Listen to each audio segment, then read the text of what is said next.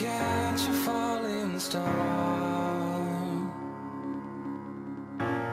How do you fix a broken heart? Σέντρα, η απόκρουση πάει να γίνει το λάθος από το Χαλκιά.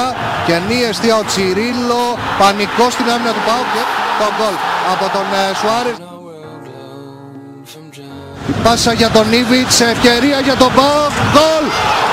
1-1 στο 72 με τον Βλάταν Ήβιτς.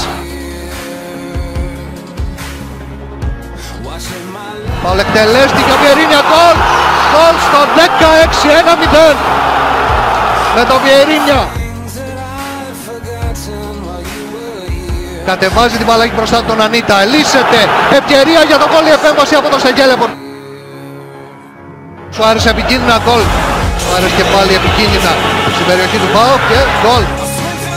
Λίτκρεν είναι που θα εκτελέσει αυτό το φάουλ, δυνατά η μπάλα στα δίκτυα. Ο Σορλέν γυρίζει, γκολ από τον Σαλκικίδη. Με τον Πέπιο Κουσαϊτίδη υπάρχει πέναλτι, ευκαιρία για τον ΠΑΟΚ να φέρει το παιχνίδι στα ίσια και να ζητάει για το υπόλοιπο του παιχνιδιού ένα ακόμη γκολ για να μπορέσει να πάρει την πρόκριση. Ο Ήβιτς σουτάρει με τα πόδια ο Στεγγέλεπορ. Χάνεται η ευκαιρία για τον ΠΑΟΚ στο 77 να ξαναμπεί στο παιχνίδι της πρόκρισης. Να δούμε τώρα τον Σαλπικίδη από κανονική θέση, ευκαιρία για το 3-3. Όμως ούτε εδώ θα μπορέσει ο παίκτης του ΠΑΟΚ να πετύχει το γκολ που θα δώσει την ελπίδα για την πρόκριση. Καλπικίδης στο Στεγγέλεπορ, γκολ από τον Ήβιτς. 3-3.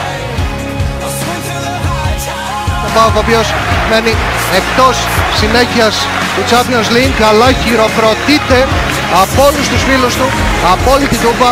Όλοι οι φίλοι του ΠΑΟΚ είναι όρθιοι και χειροκροτούν.